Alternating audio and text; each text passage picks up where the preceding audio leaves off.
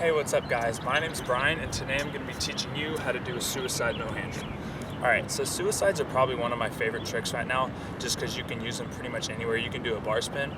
I'd probably prefer these over bar spins just because I like them a little better. So some things to know before you start trying suicides are I'd definitely be comfortable taking my hands off the bars, because if you're not comfortable taking your hands off the bars, you're probably not going to be able to commit for it. So I'd learn do one-handers or stuff like that. But once you actually start throwing them, you're going to want to make sure that you take them both off at the same time, because if you take one off before the other, then it's going to go like that, your bars are going to turn, and you're probably not going to be able to catch it, and you're going to land on your bike, and that's never fun. So the position for a suicide is a lot like a bar spin. You're going to want to be over your bike, like your head's going to want to be almost directly over your stem, like looking down.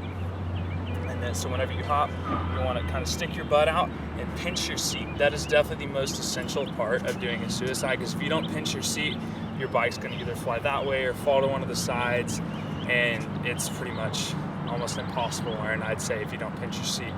So I think the easiest way to learn how to pinch your seat is a little trick I've learned, is you try to pinch your cranks.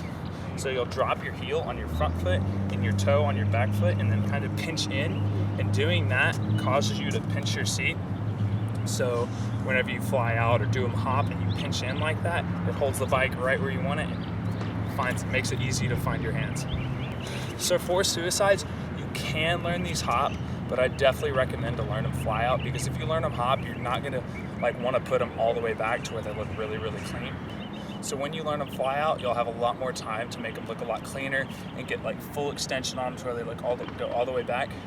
And you can pretty much extend your hands however you want to. You can go out to the side, you can go down and back. Some people can kind of go up and back like that to where it looks a little more like a tuck no-hander.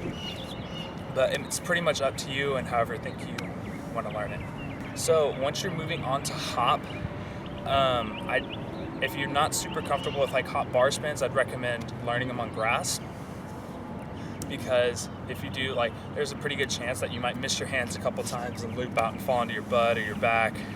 And I don't know, if you do it in grass, it'll be a little more cushioned, so it won't hurt as much. So if you look at my body position, you can see that my head is directly over my stem, and that when I let go of my hands, they come off at the same time. You're gonna want to probably start smaller and then work your way up, especially with hop ones, because if you try to throw your hands way off for the first hop one, you're probably not gonna be able to get your hands back on in time, and then you're gonna fall. Every now and then your bars probably will move, or your seat might slip out from under you. There's not too much you can do to avoid that. Just make sure you pinch your seat as well as you can. Sometimes if you miss, it might just go out in front of you and you can just kind of run out of it.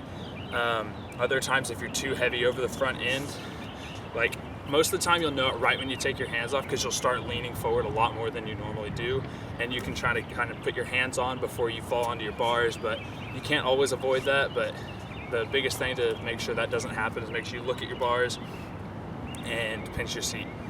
Alright guys, so thanks for watching. This is definitely one of my favorite tricks to do, and I really recommend you learning it. They're very similar to bar spins, so if you can bar spin, I definitely recommend at least trying them and seeing if you like them.